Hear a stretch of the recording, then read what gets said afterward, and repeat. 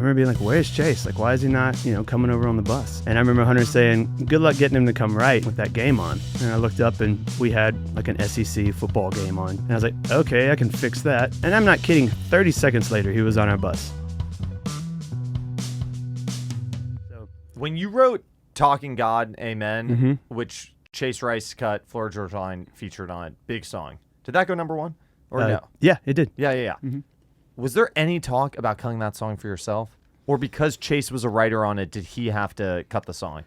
That was one of those rare moments where immediately when we got done with the song, Chase was like, I'm cutting this.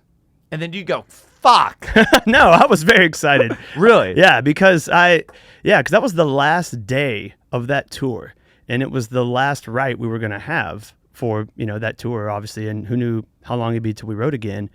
And I had been working hard on coming up with hooks, ideas, titles, whatever, for this last specific weekend because I knew we were going to have Corey Crowder out with us and Hunter was going to be out with us. And I had a bus, which I wasn't supposed to have a bus. I'll get back to that. And I knew that this was our last chance at writing what was potentially going to be his next single. So I was throwing everything at the wall and I was putting the time in to prepare and everything. So the goal was to write the next Chase Rice single that day. So I was absolutely not mad when he said he was going to do it. What? Who threw that hook out? How did that hook? That's actually a great story because I spent a lot of time working on ideas, like I said, for that write. So fun fact number one about that day is Chase is a big soccer fan or football. Excuse me. He's a big Man City guy. Yeah. And I you remember. You don't have to apologize to me. I don't know. I don't understand the game. I always say soccer or football. Oh, yeah. It's also confusing because he was a football player when you say football. Anyways, we were in the back of the bus. Again, it was the last weekend of the tour. We're in the back of my bus, me, Corey Crowder, Hunter Phelps, getting ready to write. And the Man City game just started. And I remember being like, where's Chase? Like, why is he not, coming over on the bus? And I remember Hunter saying, good luck getting him to come right with that game on. And I was like, and I looked up and we had like an SEC football game on. I think it was like Georgia. And I was like, okay, I can fix that. I literally get the remote and I change it to the Man City game and take a picture of my TV and send it to Chase. I went, ready to write when you are, man. Got the game on. I hit send. And I'm not kidding. 30 seconds later, he was on our bus. He just wanted to know we could also watch the game. That is so smart. I mean, but I didn't know that was the reason he wasn't coming over. He wanted to watch the beginning of the game and then come over. I was like, we can watch the whole game and then my back lounge. Do you send that text because you go, listen, I got one more day to have a shot of writing a single for Chase Rice. There's a lot on the line here. 100%. He's got to get in. Is that kind of, is there some attitude in that text? Like, Chase, yeah, stop wasting all of our time. I was like, you're about to miss out on this because we're going to write something. We're going to write something great. So come on. So he comes over. Comes in. And this song, now when you listen to this song, you can picture that game was playing in the background Absolutely. as they were writing the whole time. Absolutely. And then who throws the hook out? You had all these ideas. Any of the ideas that you were coming up with, did they end up on the song? He liked almost every idea that I threw out, but he wasn't like diving on the ball. He wasn't like, man, but that's the one I want to write today. It never had the like goosebumps moment. He wanted to write a very specific song. Chase is a great writer. He also knows like what he's looking for when you're writing, and it could be a hit idea, it could be whatever idea, but if he's not like in the mindset or like looking to write that thing, then he's not going to commit to writing it, which I get and I respect. But we were all throwing stuff out. Corey kind of had a little loop going, and I'm like at the end of my list here, and I'm like, oh, we're gonna end this tour not having had written a song on the last day, and I've put all this pressure on it, and I had all these ideas. And Chase was like, well, let me see what I got in my phone. And he starts thumbing through. He's kind of watching the game. I'm looking at Corey and Hunter like, guys, could somebody throw something out? Because he's also the kind of writer that like if you don't get on it, like he's kind of out. Like if there's not something happening pretty quick, he's gonna go back to the game. He's probably gonna go back to the game or go eat, whatever the case. Anyways, he just kind of starts laughing at one point, just kind of to himself, and kept scrolling. I was like, what's so funny, man? He was like, oh, man, you ever You ever like get drunk and write a title down on your phone and you think it's a great idea, and then like you look back at it weeks later and you're like, that was dumb. I was like, yeah, like weekly. You know what I mean? Yeah. And I was like, what was the title? He was like, man, I was sitting around a fire with my friend the other night and we were drinking, looking up at the stars. And he was like, we were talking about like beyond, what's beyond the universe and all this stuff. And he said, I wrote down, sitting here, we're drinking beer, talking about God. Amen. And I like looked at Corey and Hunter and I was like, what is that?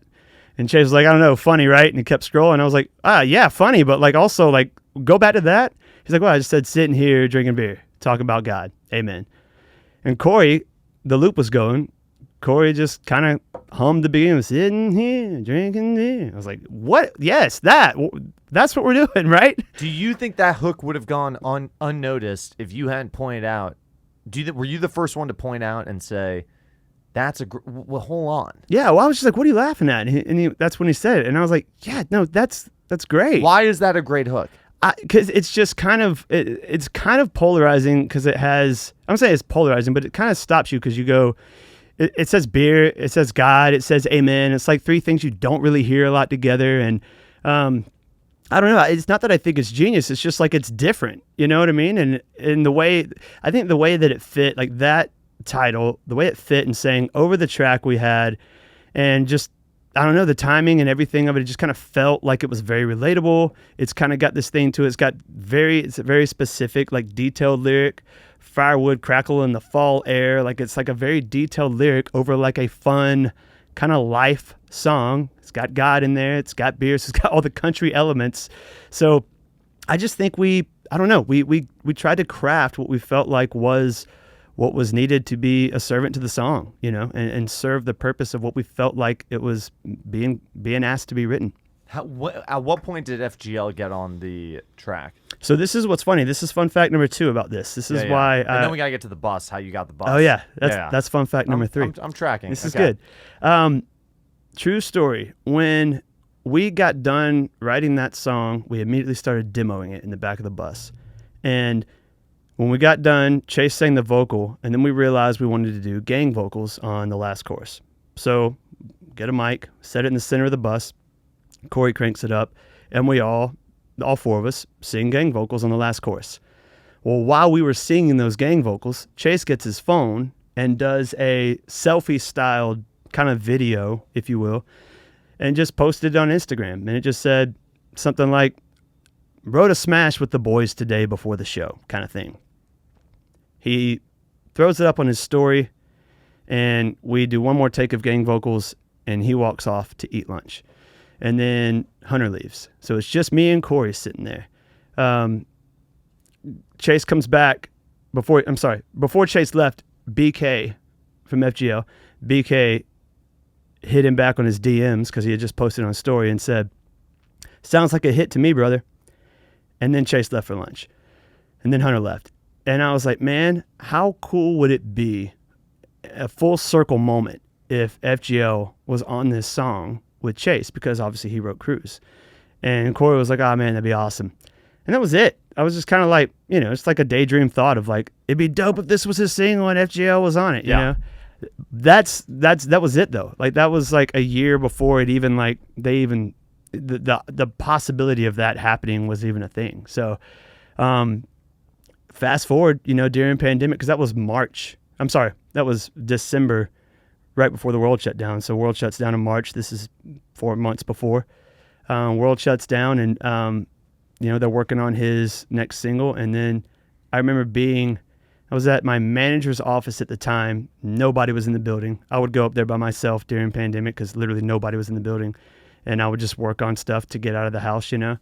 And I remember getting a FaceTime from Corey and Chase, and they had just got done recording the vocals for this song, like the master. And they were like, check this out. And I'm sitting there at this piano working on something, and I'm like FaceTiming with them. And the second verse comes in, and I was like, well, that's not Chase's voice, and it's Tyler singing. And I was just like, wait, what? I didn't know. You know, I was like, that's FGL.